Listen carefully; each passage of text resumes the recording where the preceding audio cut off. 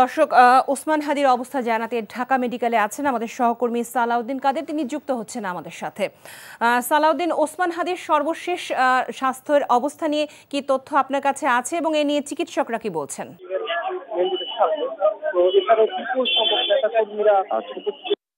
বিভিন্ন দলের নেতা কর্মীরা আসছেন। কিছুক্ষণ আগে ঢাকা 28 সনের দেখে গেছেন এবং কিছুক্ষণ আগেই জামায়াতের আমির ডাক্তার শফিকুর রহমান ভিতরে প্রবেশ করেছেন আমরা দেখতে পেয়েছি। সব দিনে বলা চলে যে এখানে একটা উত্তেজনাকর পরিস্থিতি বিরাজ করছে এবং বিপুল সংখ্যক সেনাবাহিনী সেখানে মোতায়েন করা হয়েছে।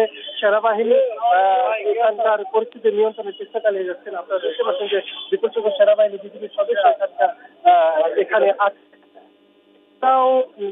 মির্জা আব্বাস এবং ছাত্রদলের কেন্দ্রীয় সভাপতি রাকিব সেক্রেটারি এসেছিলেন। কিছুক্ষণ আগে তারা বের হয়ে গিয়েছেন এবং সবশেষ বলা যেতে পারে যে কিছুক্ষণ আগে তারা বের হয়ে গিয়েছেন এবং সবশেষ বলা যেতে পারে যে ওসমান হাদি আজ দুপুর 2:25 দুইজন মোটরসাইকেল ব্যক্তি এসে তাকে সরাসরি মাথায় গুলি করে এবং তার ঠিক কানের নিচ বরাবর গুলি লেগেছে বলে আমরা জানতে পেরেছি এবং তার সর্বশেষ যে চিকিৎসকরা যে তথ্য জানিয়েছে তাকে নিউরো মেডিসিন বিভাগে এখনো আশঙ্কাজনক অবস্থা বিরাজ করছে। সবশেষ বলা যেতে পারে যে আপনারা দেখতে পাচ্ছেন যে সাধারণ মানুষ, ওসমান হাদির সমর্থক এবং বিভিন্ন দলের সমর্থকরা, বিভিন্ন দলের নেতাকর্মীরা এখানে অবস্থান করছেন এবং তার ব্যাপারে বিভিন্ন দলের নেতাকর্মী তথ্য জানতে পেরেছি তাকে নিউরো মেডিসিন বিভাগে নেওয়া হয়েছে এবং সেখানে তার অপারেশন চলছে বলে আমরা জানতে পেরেছি।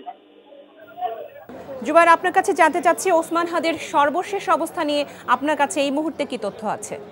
দর্শক, আমরা জুবাইর প্রধানের কাছে ওসমান হাদির সর্বশেষ অবস্থা জানার জন্য অপেক্ষা করছি। আপনারা জানেন আজ দুপুরে ওসমান হাদি গুলিবিদ্ধ হয়েছেন এবং তিনি এই মুহূর্তে ঢাকা মেডিকেলে আছেন। তার অবস্থা আশঙ্কাজনক এবং তার সর্বশেষ অবস্থা আমরা জানতে চেষ্টা করছি। আমাদের সাথে আছেন জুবাইর প্রধান। জুবাইর, আপনি শুনতে পাচ্ছেন আমাকে?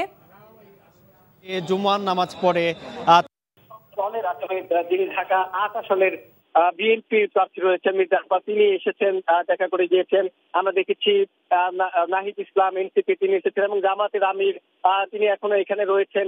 অর্থাৎ তার যে শারীরিক কন্ডিশন, ভেতরে যে অবস্থা, আমরা সর্বশেষ যেটা জানতে পেরেছি যে তার গুলি কিন্তু এখনো বের করতে পারেনি এবং তিনি এখনো ভিতরে চিকিৎসাধীন রয়েছেন এবং খুবই আশঙ্কাজনক একটা পরিস্থিতি কিন্তু ভিতরে রয়েছে। এখানে সেনা সদস্যরা রয়েছেন, পুলিশ রয়েছেন, তাদের উপস্থিতি কিন্তু রয়েছে। তবে এখানে আমরা যারা আসলে হাদির সাথে গণসংযোগী ছিলেন তাদের পক্ষ থেকে যেটি বলা হচ্ছে যে তারা বলছেন যে এই যে অতর্কিত ভাবে যে গুলি চালানো হয়েছে এটির নিন্দা তারা জানাচ্ছেন। একই সাথে তাদের পক্ষ থেকে এই হাদির কিছু হলে সেক্ষেত্রে বিভিন্ন ধরনের হুঁশিয়ারি উচ্চারণ যেত। তারা বলছেন যে তাদের পক্ষ থেকে নানা ধরনের তো আসবে। এই মুহূর্তে আসলে হাসপাতালের ভেতরকার এখানে উচ্ছৃঙ্খলতার ভিড় রয়েছে এবং ভেতরে যে পরিস্থিতি সেটি আমরা আনুষ্ঠানিকভাবে ডাক্তারদের কাছ থেকে কোনো তথ্য পাইনি। তবে আসলে যারা সাথে ছিলেন কিংবা আমরা বিভিন্ন তথ্যের মাধ্যমে যেটি জানতে পেরেছি যে তারা যেটি বলছেন যে হাদির যে